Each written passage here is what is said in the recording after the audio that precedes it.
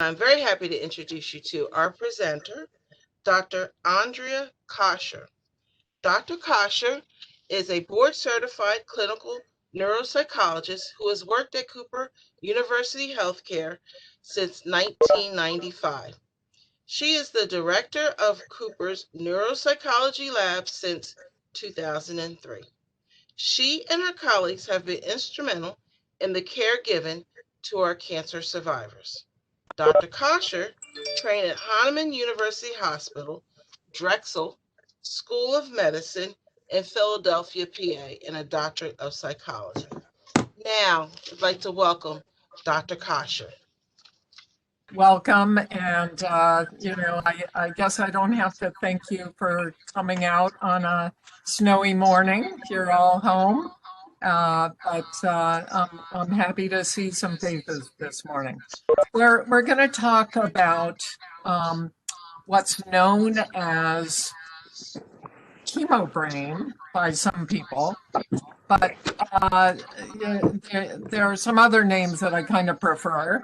And we'll talk about that. We're going to talk about what this means in terms of your experiences and what we see in our neuropsychology lab, how this impacts people's lives, and what is neurological versus psychological versus fatigue, and lots of other things that might contribute to how you're doing. Finally, and actually I feel like emphatically, we're going to talk about treatment and how to compensate. And I'm hoping that you'll come away with this, from this talk, with some ideas about how to deal with things that you may be noticing and or that concern you. So this is my true confession. I've been doing this a long time. When I started neuropsychology, I was in my 30s, and I used to have people come to my office, and I would ask them questions such as, what are you noticing with your thinking and memory? And people would say, oh my God, I walk into a room and I can't remember why. Sound familiar? So when I was in my 30s, I used to say, oh my goodness, write that down really fast, and thought that that was very important information and that was going to help me diagnostically. Now that I'm a lot older than my 30s, I find myself saying, oh yeah, that happens about 20 times a day. I walk into a room and I'm not sure why. So that's some of these things are going to be things that you regard as normal. So the movement in terms of labels is away from calling this Chemobrain, and there are a variety of reasons for that, one of which is that it's not just chemotherapy that can cause cognitive changes related to cancer. And also because it sounds a little pejorative. It sounds a little, like you're talking about something that's not real. So people are using either of these expressions, the cancer-related cognitive impairment, CRCI, cancer-associated cognitive impairment, which is a more full-bodied explanation for some of the changes that people are noticing. And lots of people are noticing changes. So with breast cancer patients, and most of the research is with breast cancer, but fortunately, the research has broadened lately. So we're talking about other cancer patients as well. More than 50% of people complain after surgery and chemotherapy. What is complicated for us as clinicians and also for patients is that often there's a discrepancy between the things that people are noticing, the complaints, and objective findings, i.e., you come in for an evaluation, or you do a short evaluation with your oncologist, and everything looks fine. So, that's a conundrum for both clinicians and researchers and patients. Why is there this discrepancy? And we'll talk about that. The other issue I alluded to is that it's not just chemotherapy that can have an effect. Hormonal therapies, targeted therapies, immunotherapies, and also the cancer itself may have an effect on your cognition, along with the treatments and the psychological aspects of it. So it's a complicated issue, both from a research and a clinical standpoint. And to be honest with you, the body of literature that's been developed, which is growing, is kind of messy, and there's a lot that's not known at this point. So we're going to try to make some sense of that. This slide gives you a little bit of a flavor for how complicated this is. So here's your brain, right? And we've got a few different colors to help you out here. So when we're talking about cognitive functions, we're talking about thinking, memory, what we call executive functions. And these are the things that you come in complaining about. I'm forgetful. I'm disorganized. Then when you come to my lab, I may look at these objectively, and we'll talk a bit more about what that means, but I'm going to look at that with standardized tests that measure and give us a quantitative view of how your short-term memory is working, how your executive functions are working, how quickly you're processing information, and how well you're planning things for the future. The issue, however, is that all these different areas here that we've got lined up on this slide are going to have some effect on how your brain's working. So again, what are those things? And you guys probably know these as well as anyone. Fatigue. Fatigue is going to impact quite a bit of how you're functioning. If you're tired, if you're stressed, if you're anxious, if you're depressed, all those things are going to impact your thinking and memory and your cognitive functions. What about your sleep cycle? Some people have an altered sleep cycle during cancer treatment or post-cancer treatment. Are you hyper somnic? Are you sleeping more than you used to? Sleeping less than you used to? All those things are going to affect, again, cognition, your thinking, your memory. What else is going on with you? Do you have any other issues medically? Do you have diabetes? Do you have hypertension? Do you have autoimmune disorders, heart disease? Any of those things are potential contributions to having cognitive problems. And then again, what are the specifics of your cancer? What did you have done? Did you have surgery? Sometimes you can have effects from the anesthesia. And again, what kind of chemo? What were the dosings? What kinds of therapy did you have? And I'm going to leave these. You can come back to Dr. Grana or Dr. Kuchar to talk some more about some of the more medical issues that are going to impact. But I will say, we are hearing a lot about inflammation and cytokines with COVID, and these issues the infiltration of the blood-brain barrier, the biological factors can certainly have a neurological and a cognitive effect. So again, here's the money shot. Number 5, what do you do about all this stuff? What are the options if you need some treatment, if you need some management? There are behavioral interventions. We can talk about those.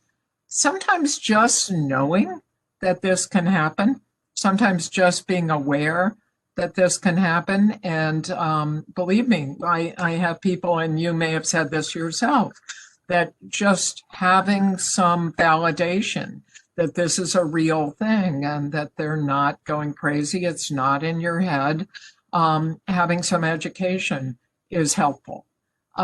Learning compensatory strategies. What kinds of workarounds can you come up with? Sometimes medication is helpful. We're finding more and more and more, and I'm sure you've seen some of these articles are in the popular press, that physical activity and exertion is enormously helpful cognitively.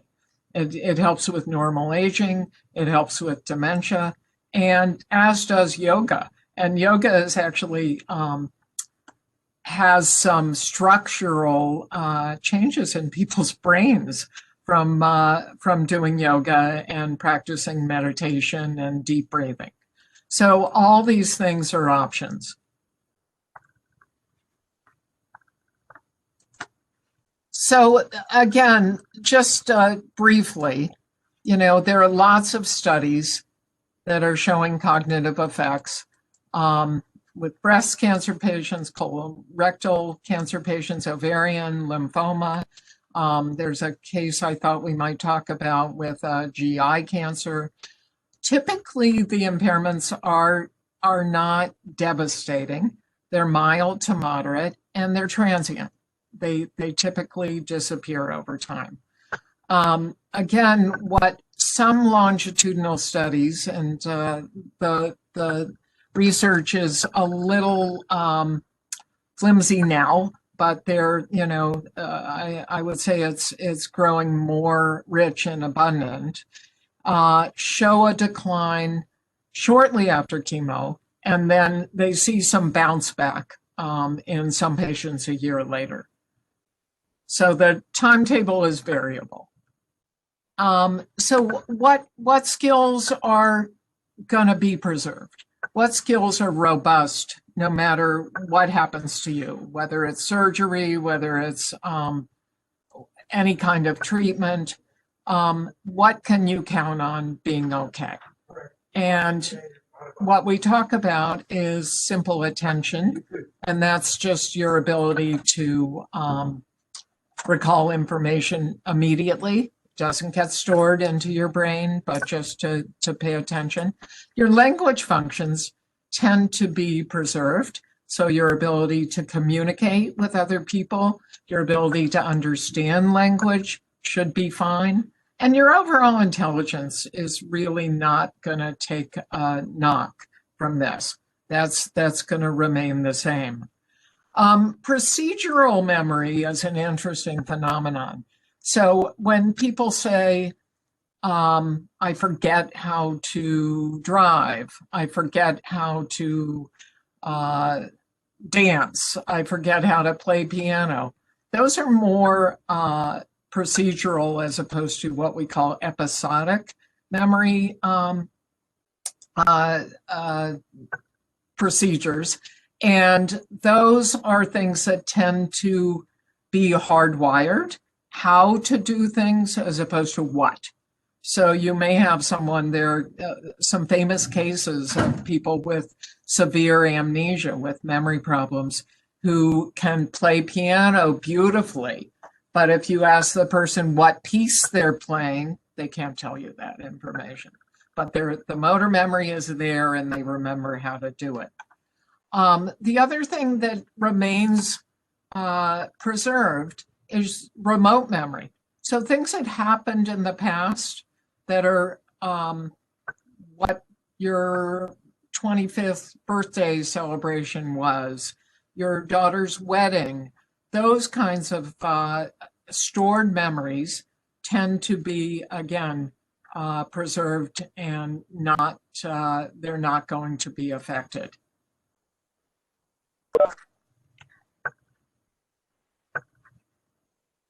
What are the, we talked about this briefly. Why do these complaints not show up all the time when you come in for an evaluation, either in your oncologist's office or with me in a more sensitive evaluation? And I can tell you, a lot of times I have people who walk in with lots of complaints, but they do fine on the testing. This can be because, again, these other factors, which are numerous, can be the mitigating factors as opposed to how your brain is actually working. So anxiety, depression, fatigue, and those are variable. So on the day I see you, it's like a snapshot version of how you're doing. Maybe yesterday you felt worse, and maybe today I didn't add in here pain is another mitigating variable. So it could be that the psychological factors are more the causal factors than that your brain is not working as well. This one, I have to admit that my vanity and my ability to trust my tests, we have to take with a grain of salt what we see in our lab, that there is sometimes a disconnect between how people perform in their day-to-day lives and how we assess them. So you're sitting in a room with me, there are no interruptions, and it's a very secure setting that doesn't necessarily bear a lot of relation to what people's real lives are like when they're interrupted and there's ambient noise and there are children and other things going on. Or even in a workplace, someone comes and knocks on your door. You realize in the middle of completing a document that you've got something else that you should be doing. So the test measures are kind of pristine and not always what we call ecologically valid. They don't always translate to what life is like with all of its messiness. The other thing that I referenced, and I'm sure all of you can attest to, is that there's a difference between individuals. So two people with the same treatments may do differently, and the literature shows a lot of variability. And the same person with the same treatment may do differently on one day versus the next, or they may do differently in the morning than they do in the afternoon. So some of you know your own patterns. You know when you're sharp and when you're not. So, and that may be something that affects our results, that we may not see the complaints because we saw you when you were optimally functioning. And again, the research is messy. There's a lot of methodological messiness that has to do with combining too many treatment types, not looking at dosing, not looking at duration of treatment, how long people had treatment, and also lumping together too many different kinds of people so that we end up with averages as opposed to, you know, people in different racial or different ethnic groups or with different levels of education, or even different sexes. Sometimes men do better than women in some areas, or vice versa. So all those things kind of get lumped together and have some effect on what we know about cancer-related changes and how we interpret your results.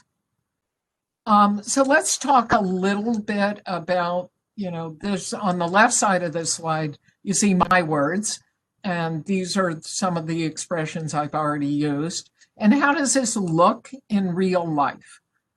So when you hear somebody talk about executive dysfunction, my metaphor is I think about a conductor of an orchestra or a CEO of a large corporation. So that's the part of the brain that keeps everybody else in line and that keeps you organized, keeps you on task, allows you to plan, allows you to shift from one thing to another to another. So if any of you are seeing problems with multitasking, that's the biggest complaint I hear, that people lose track of what they're doing, even in the kitchen. It doesn't have to be some high level activity. You can be in the kitchen and go answer the phone and you forget what you're doing. People complain a lot about tasks taking too long, that it takes too long to get things done, that they can complete things, but they find that their workday is longer. Processing speed is slower, and that's a very typical complaint. The inability to see the forest for the trees is a tendency to focus on the specific and not to be able to generalize.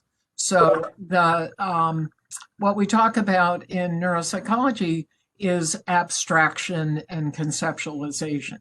So if you are able to problem solve, typically when you're good at that, you're able to generalize, to find one solution and find ways to apply it to several situations. Inattention is, people find themselves feeling distractible. They can't stay focused. I can't read a paragraph without my mind wandering. Or I read a paragraph and I have no memory I come away with no idea of what I read. And those are very, very, very common complaints. I watched a television show and I have no idea what it was about afterwards. My husband wanted to talk about it and I couldn't remember what it was about. Again, that's the attention and memory sort of segue. So we're inability to recall conversations, inability to find things. Boy, is that a big complaint. I lost my glasses. I lost my cell phone. And again, is this a complaint for all of us? It certainly is for me. But are you going to see more of that after you've had cancer treatment? That's a very common thing. Visual-spatial deficits are a little trickier. And I think people notice them less, but they are certainly disruptive. Problems with navigation, and whether it's reading maps or confusing left and right, forgetting where things are in space, or even arranging things spatially if you're trying to organize something. I don't know how many of you ever put together IKEA furniture. That would be the best test of all. If I can't do that ever, so it doesn't matter if it's pre or post treatment. But those are the kinds of things you might notice if you have visual spatial problems. So how do we measure all these things? And these are just on the left, some of the skills that we're talking about. Again, the memory and the recall. And we're looking at your memory for things you hear. I may put you in my office and read you a list of 10 words. Say these back to me. I may read you a little story. I'm going to tell you about a woman in Boston who was robbed of $56. You're going to tell that back to me. And we're going to go through a whole series of things to look at these different abilities. And again, Some of these things may never have been strong suits for you. If someone gave me a roadmap test, forget about it. And, some of these things may be things that you were pretty sharp with, and now you're noticing that you're struggling. Things like repeating numbers backwards and forwards, things like putting puzzles together, things like drawing tasks. And again, all of us have our peaks and valleys. All of us have certain skills that we're strong and certain skills that are a bit weaker. What we're measuring is change. These little blocks on the bottom, that's just a little picture of one of the tests that we do to look at your visual spatial skills and how to put these puzzles together to make designs. Again, a lot of people complain about slowed thinking, inattention, and problems with initiation, following through, multitasking. And my guess is that that's something that we could spend a little time on, and that is a common complaint for you guys. Again, the term executive functions is just another way to talk about the frontal lobes of the brain that organize the other parts of the brain. So again, conductor of the orchestra. So if you think of language as like the string section of the orchestra, and the visual spatial skills are the percussion section of the orchestra. So it's the part of the brain that organizes all those different other parts of the brain. What it allows you to do is to tell the percussion, don't bang on that tambourine yet, inhibit impulses sometimes.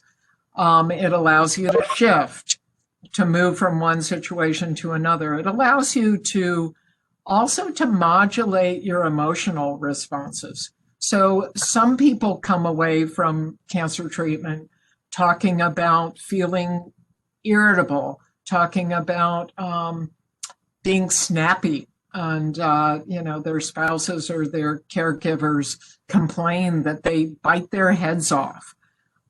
Your ability to not be reactive can be cognitively modified. It can be hard to put the brakes on, as can your ability to monitor your own behavior and to say, I wasn't so nice yesterday when I told you I was angry that you couldn't find my glasses for me. Your ability to do all those things, and to have some self-awareness. Initiation is another complaint, that people find themselves having a hard time getting started on things, let alone planning and organizing things, let alone having some idea of how they did and what's going on with that particular task. So all those things, again, are part of executive functions. How do we measure this? Now, this is just a really, really simple paper and pencil test that we do in the lab to look at things like sequencing, to look at how quickly you can shift. If you look at the one on the left, all you're doing is connecting those circles, 1 to 2, 2 to 3, 3 to 4. That's a paper and pencil task. But then we make it a little more complicated on the right. So we're asking you to sequence numbers and letters. So you have to shift from 1 to A to 2, 2 to B, B to 3, and keep track of these things in your head. It looks really easy, but it's harder than you think. There's another test that I love that is a test that looks at your ability to inhibit responses. So we're going to show you a bunch of words.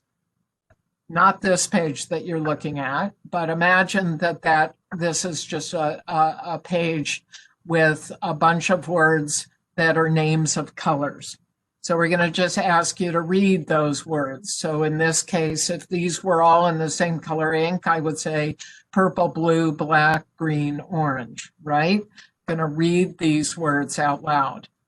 The next slide is, or the next thing I would show you if you were in the lab would be a sheet that has color, that has names of colors, and they're written in different colors. And I want you to name the color of the ink. And you would say, again, in this case, red, black, yellow, blue, green, right? So that's hard to do.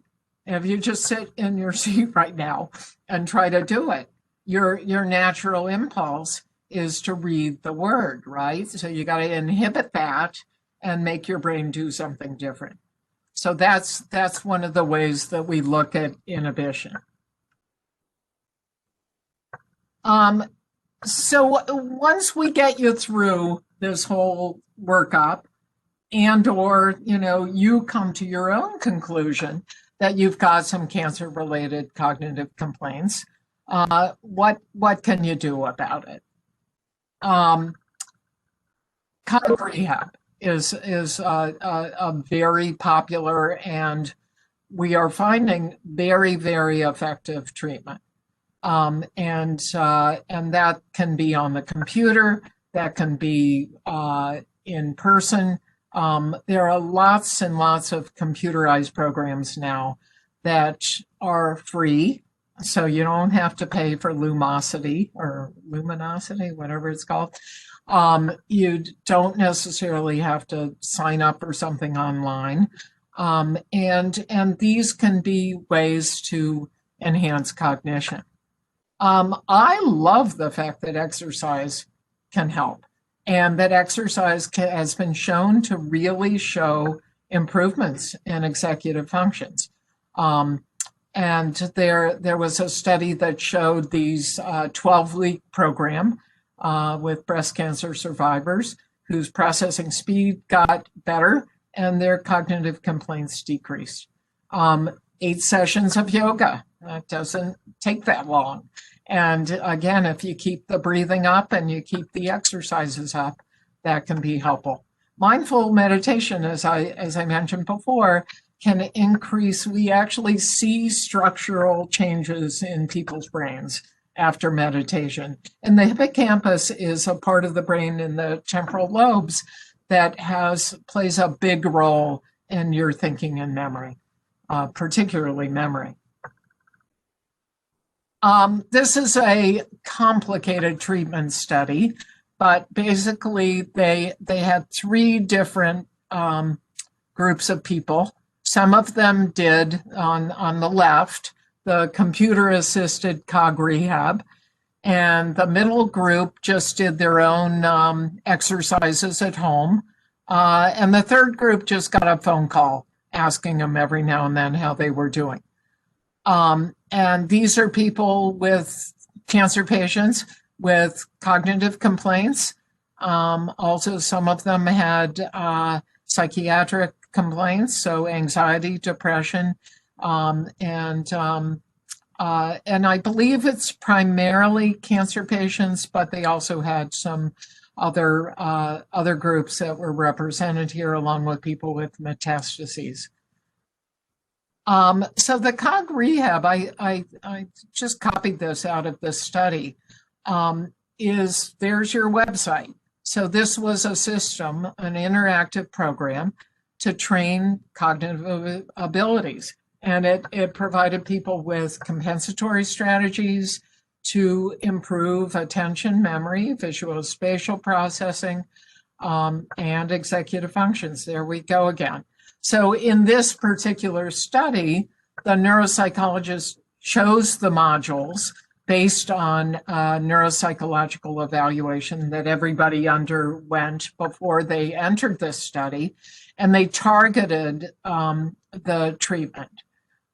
So the patients were able to, if in fact the neuropsychologists found that attention was primarily the problem, they spent most of their time in the area that was deemed to be the biggest problem area.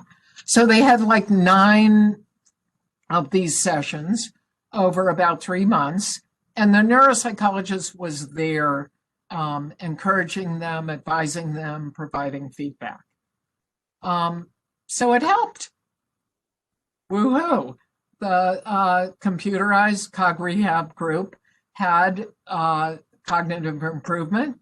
They had a higher quality of life related to cognition. And quality of life is, we use those measurements a lot to look at physical complaints, mood-related complaints, and functional complaints.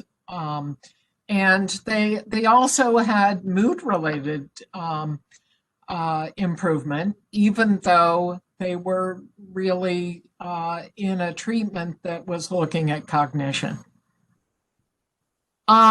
Nevertheless, we have lots of studies that talk a lot about improving mood. And again, I think if there are issues, people should really, really, really it behooves everyone to get treatment. If you're anxious or depressed, it can really affect your physical health. You can have more abundant complaints in terms of pain and fatigue. It tends to contribute to more substance use. Again, there's that quality of life thing that if people are depressed or anxious, their overall feelings about is life worthwhile are going to be affected. And people tend to be less compliant with treatment if they're anxious or depressed. They tend to not keep up with their meds. They tend to not keep up with their appointments. And that in turn can contribute to a higher risk of relapse. Care support is a very, very big component. And I think you all have talked about that in these groups, how important it is to have someone in your corner who's helping you out and listening to you. The other thing that we found is that cognitive behavioral therapy has been very, very effective with cancer patients and helping to treat mood. So this is a study that is hot off the presses, January of 2021. And I thought this was good because it's looking at an internet intervention. So these are people who had internet-based cognitive behavioral therapy. And they enrolled both the breast cancer patients, but also their caregivers. And they had this internet-delivered CBT to 108 cancer survivors, some with and some without carers.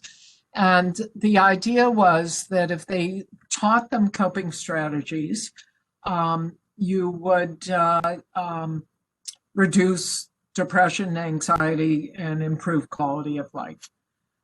So lo and behold, it actually worked. And what did they do exactly? CBT is a way to manage what we regard as unhelpful thinking and beliefs. So sometimes those are catastrophic beliefs that, my life is over. I can't do this anymore. I'm never going to get better. Those kinds of things that all of us play around with in our heads when we're feeling stressed and when we're feeling panicked. So ways to normalize feelings. This is what everybody goes through when they get a diagnosis. This is what everybody goes through when they're in chemo. And things will get better, giving you different thoughts and different feelings. So it seems to be effective for all cancer types. Again, one of the takeaways that I thought was helpful is that it helps people cope and again improve this QOL, quality of life, versus avoiding things that are stressful. I can't do this, so I'm not going to try. I can't. I guess I have to think of a COVID example. Pre-COVID, I could say, I'm not going to go to Thanksgiving dinner. It's just too hard to sit with everyone for a couple of hours and make small talk. I'd rather not go. I'd rather stay home. It helps you to come up with ways to cope and to manage situations that might be stressful. So what they did was this 7-module intervention, and CBT, again, is a kind of psychotherapy in which you identify these thought patterns and identify the ones that are maladaptive and modify them. So you're really changing the way you think about things. So the negative thoughts and feelings are what you're trying to modify, and you're not lying on a couch dredging up your entire life and trying to talk about how your parents could have done a better job. It's really an active way of dealing with what's going on in the here and now. Some of the ways in which that happens are activity planning, understanding the role of your feelings in how you feel and how you behave, trying to get the unhelpful feelings, the irrational feelings, the ones that don't help you out. My life is a disaster. There's no way I can do this. And coming up with realistic, helpful thoughts, saying, today I feel lousy, tomorrow I might feel better. And trying to come up with, trying to differentiate between what's a practical concern. I need someone to come with me tomorrow for the chemo. My husband, my daughter is working. What am I going to do? Versus, I can't ever get a ride to my treatment. This is a disaster. There's no way I can do this. To not have a catastrophic reaction to things and to help you problem solve. I think, how are we doing time-wise? Okay.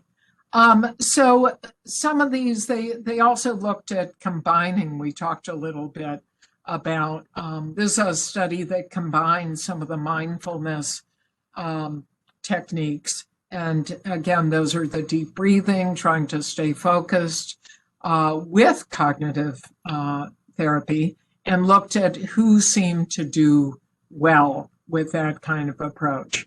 And again, they looked at breast cancer patients, and I like this because it's certainly timely that a lot of this was internet delivered treatment. And interestingly, the level of distress, all these things seem to make a difference. The level of distress at baseline, the more distressed you are, the more difficult time you're going to have, obviously, and the harder it is to intervene. Older people seem to do better. Maybe we get better at taking perspective. Maybe we get better at, rolling with the punches.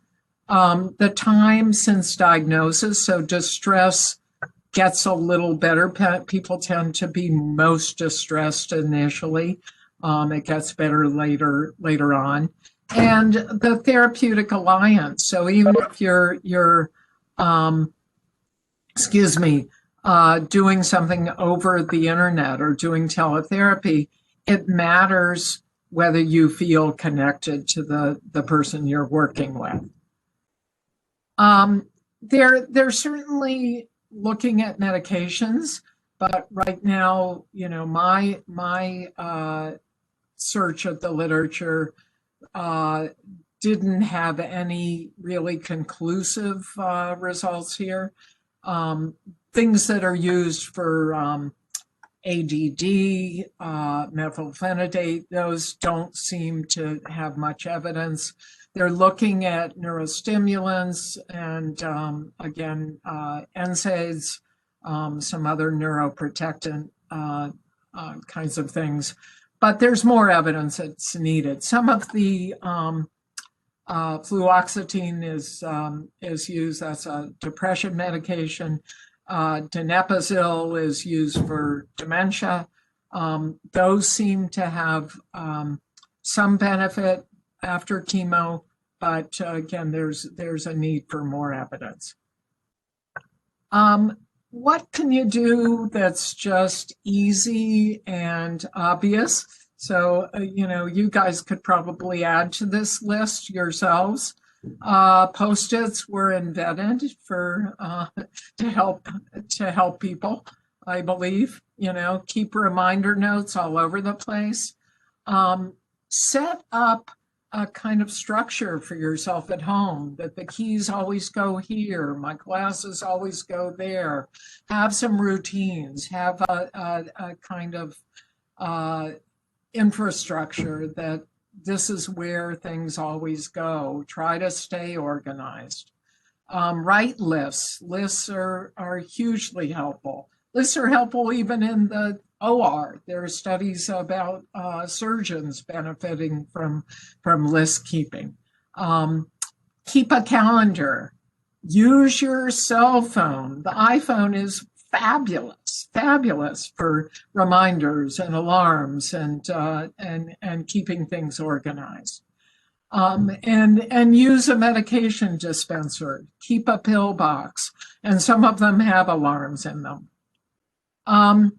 This is a little hard to read, but some of the things that we already talked about: setting alarms when you're trying to do something that this actually my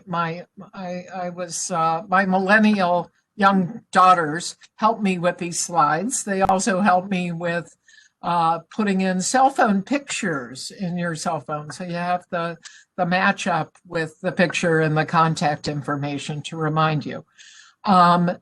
When you're trying to do something that requires a lot of focus, a lot of concentration, turn off the radio, turn off the TV, try to be in a quiet environment, try to be in a place where you're not going to have a lot of interruptions.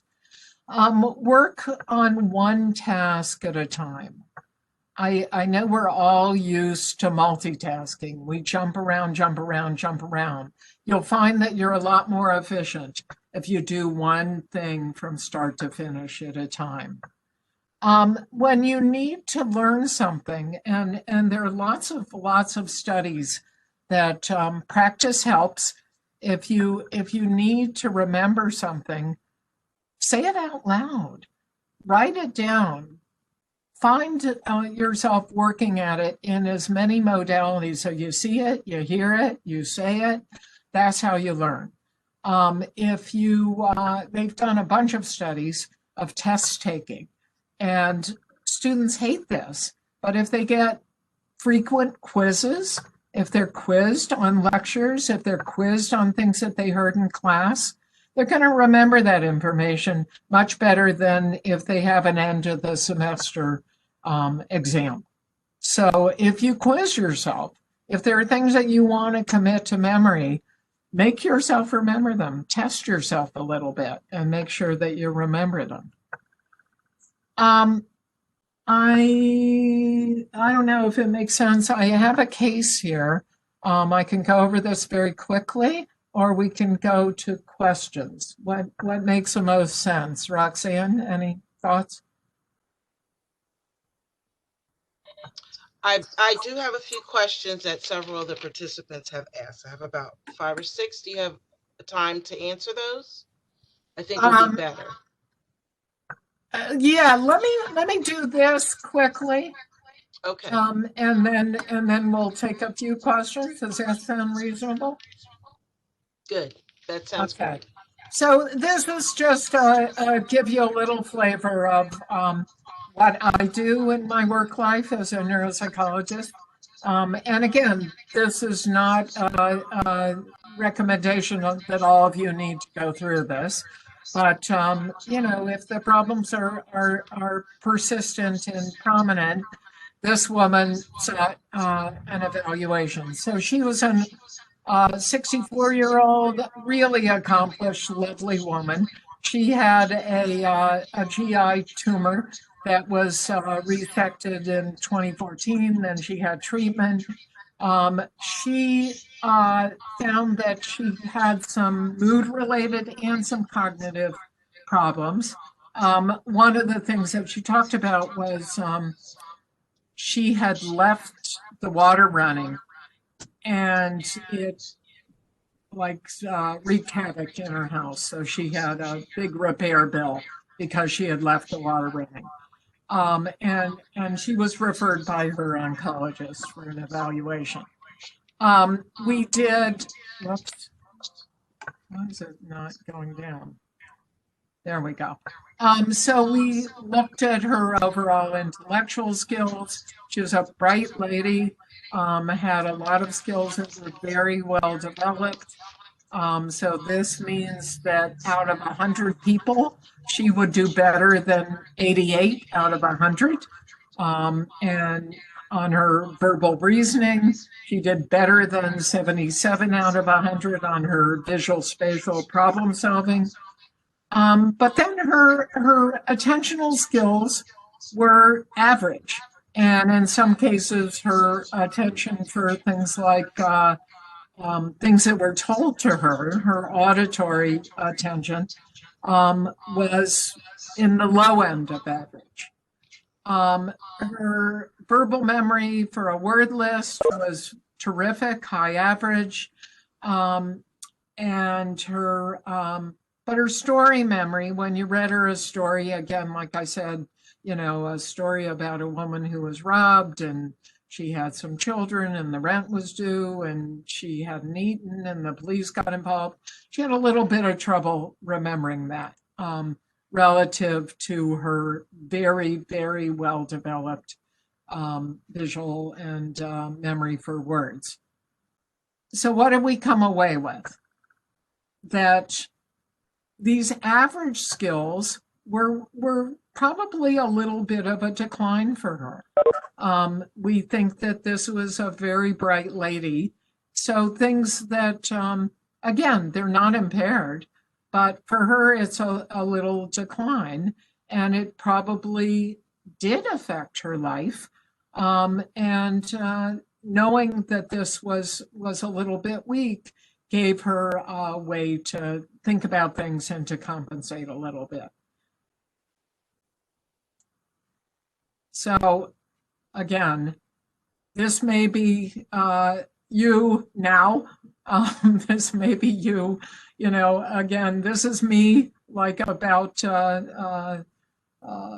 many days a week. My husband can attest to the trips to parking lots to get me home.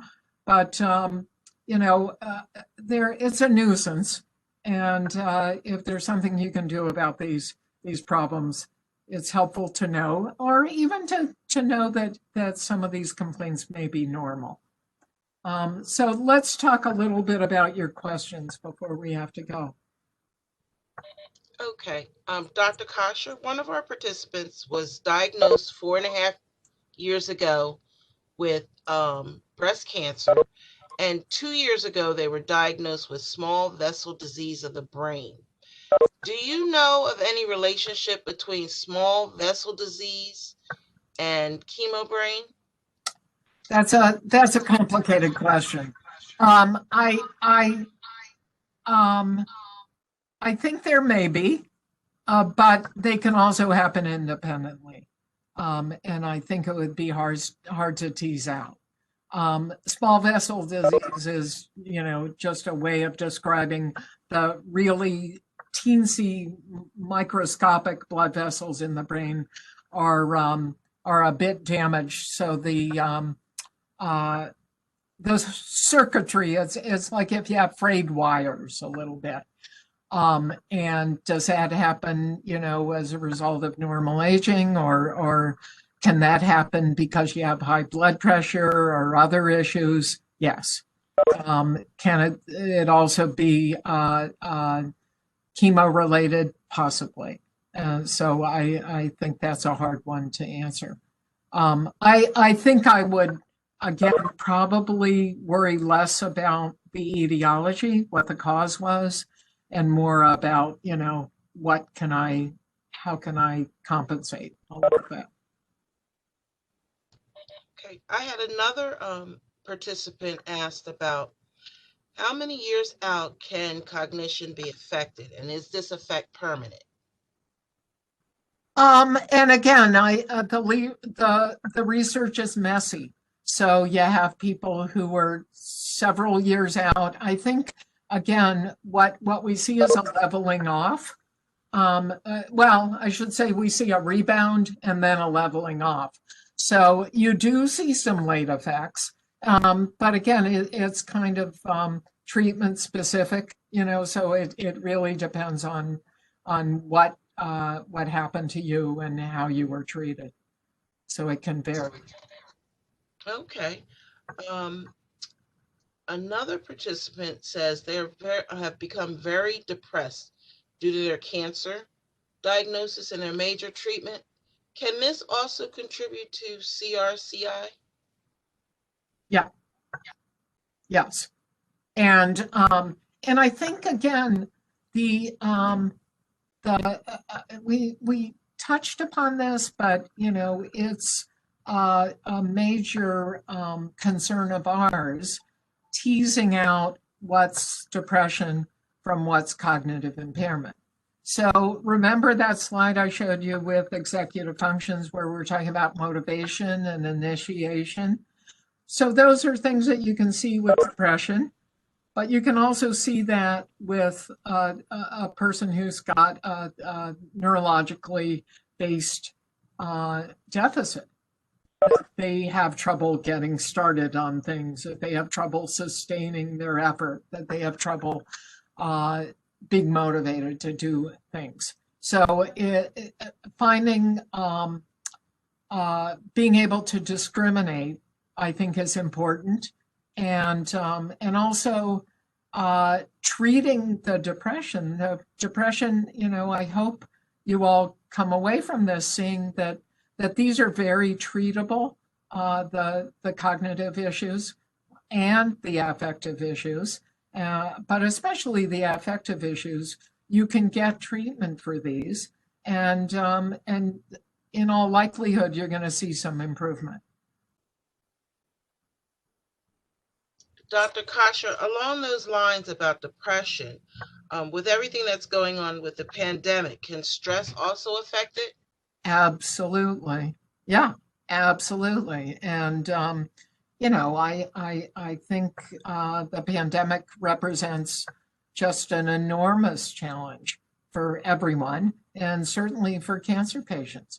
It's isolating. You can't see people.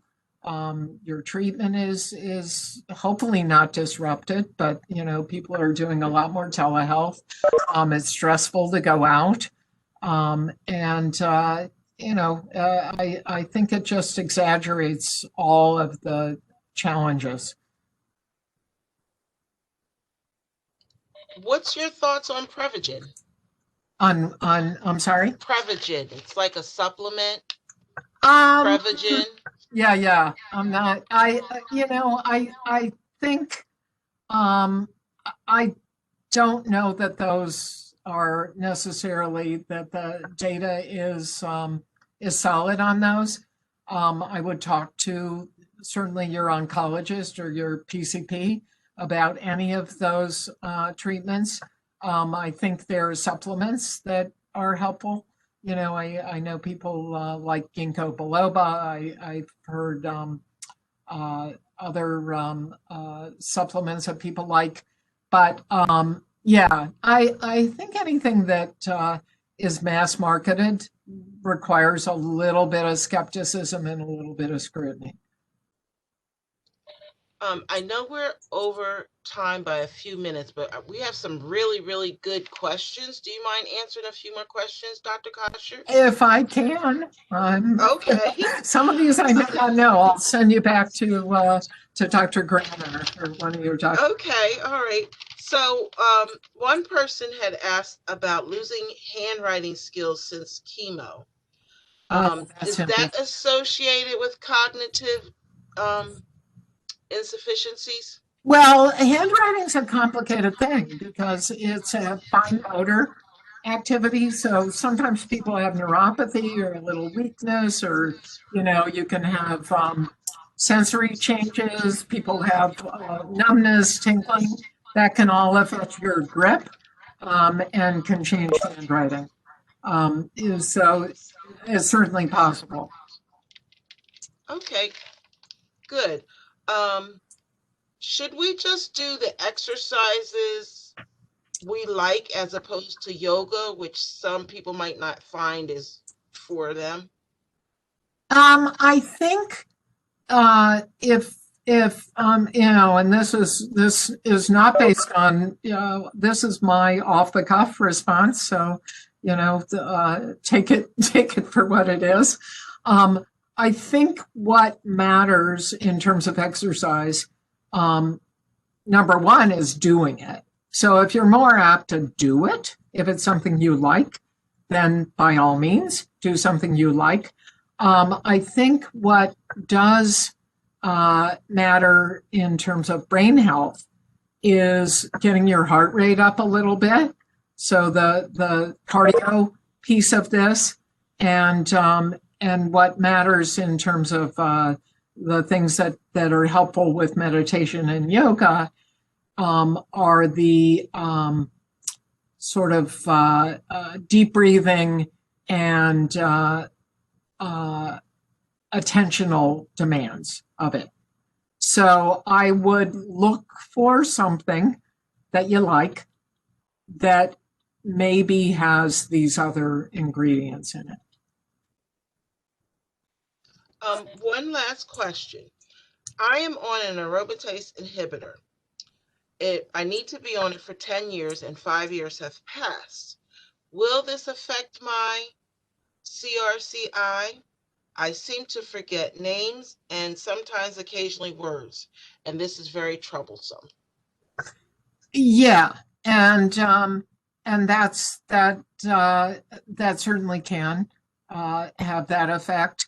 Again, I think it it may bear it may warrant a little more scrutiny to look at it, and sometimes I think it's a matter of dealing with the nuisance aspect of it versus the hugely beneficial medication aspects of it. The trade-offs are not terrific, but it's important to get the treatment. But yes, it could certainly explain some of those problems.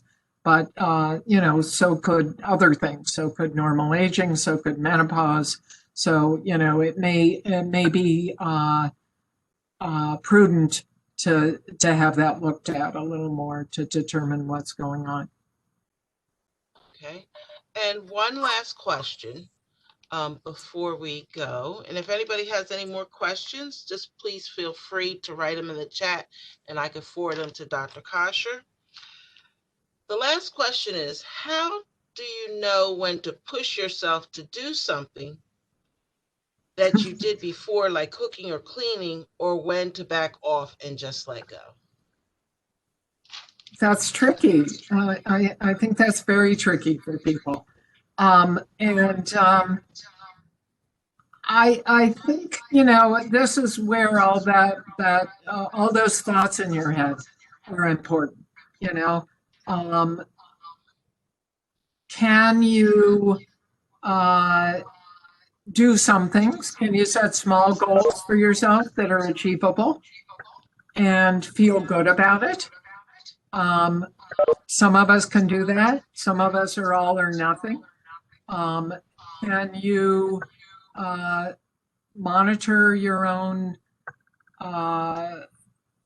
exertional level so that you don't overexert yourself and pay a price for that? I mean, I think it's a balancing act. And part of it is figuring out what's going to make you feel better in that whole big brain of yours, in terms of accomplishing a few things and cleaning up if you need to, and what's going to make you feel like, you know, that was not worth it. So I think setting small achievable goals is maybe a way to go. And monitoring yourself so you know what you can do and what you can't do, and setting limits when you need to.